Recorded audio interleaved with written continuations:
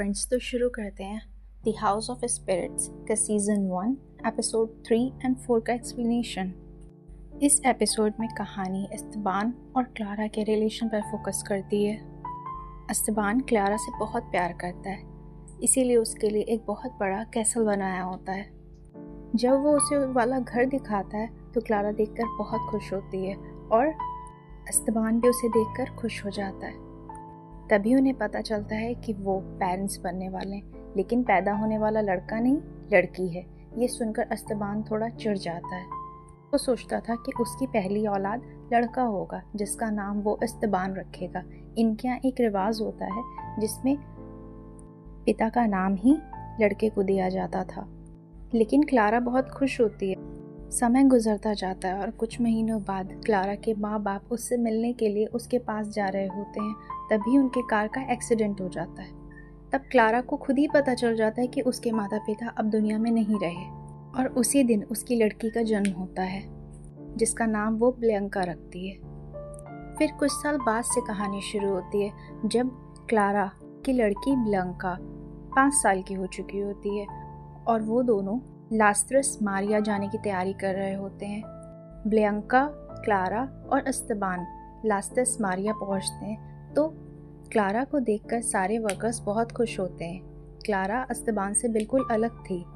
Esteban बहुत controlling nature का था, लेकिन क्लारा बहुत ही काइंड और बहुत ही स्वीट थी।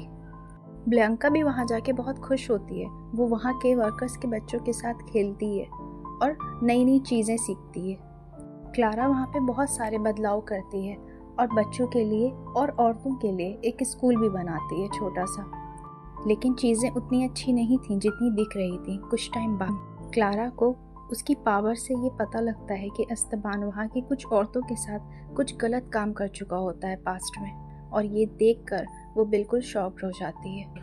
और तभी से एस्तेबान और क्लारा के बीच दूरियां पैदा होने लगती हैं, जिसकी खबर एस्तेबान को बिल्कुल नहीं थी। फिर कुछ टाइम बाद पता चलता है कि क्लारा एक बच्चे को जन्म देने वाली है जो कि लड़का है।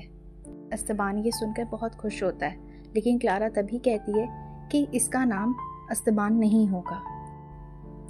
ये सुनकर एस्तेबान गुस्सा हो जाता है और इन दोनों के बीच लड़ाई होती है।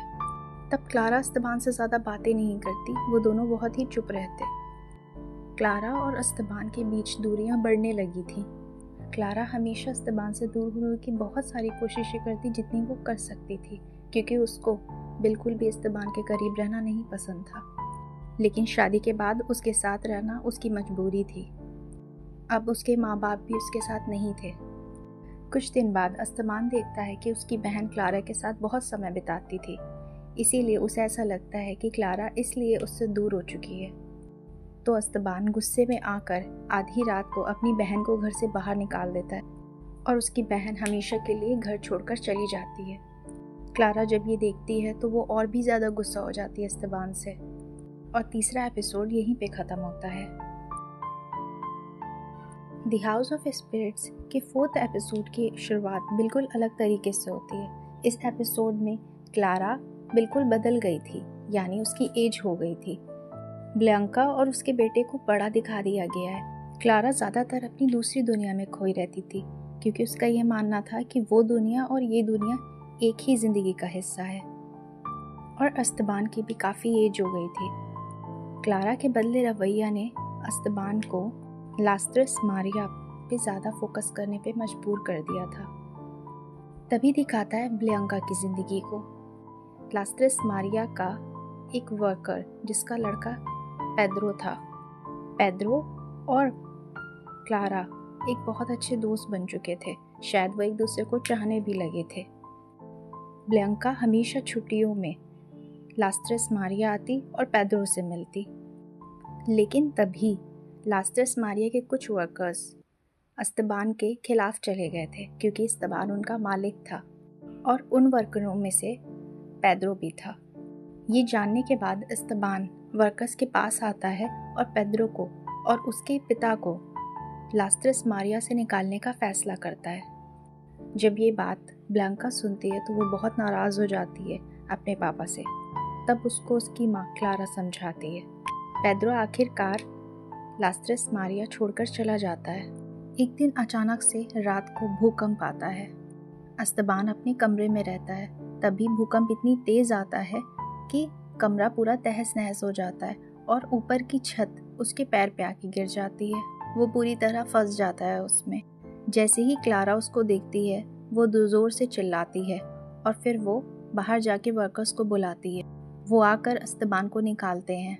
फिर डॉक्टर आता है तो पता लगता है कि एस्तेबान के पैर में चोट लग गई है और उसको बेड रेस्ट करने की ज़रूरत है। कुछ समय तक एस्तेबान बेड रेस्ट पर ही रहता है और क्लारा उसकी देखभाल करती है। उधर बीच पेड्रो भी ब्लैंका से मिलने आता रहता है और एक दिन ब्लैंका और पेड्रो के बीच के रिश्ते की बात एस्तेबान तक पहुंच जाती है। ये सुनकर एस्तेबान बहुत गुस्सा होता है। उसी समय एस्तेबान घोड़ा लेकर जंगल के ओर जाता है जहां पेड्रो और ब्लैंका बैठे होते हैं। जैसे ही ब्लैंका एस्तेबान को देखती है डर जाती है। वो ब्लैंका को बहुत मारता है।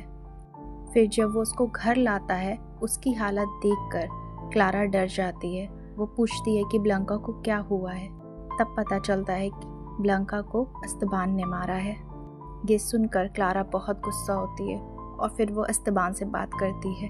एस्तेबान इतना गुस्से में होता है कि वो क्लारा को एक थप्पड़ मारता है और क्लारा का दांत टूटकर गिर जाता है।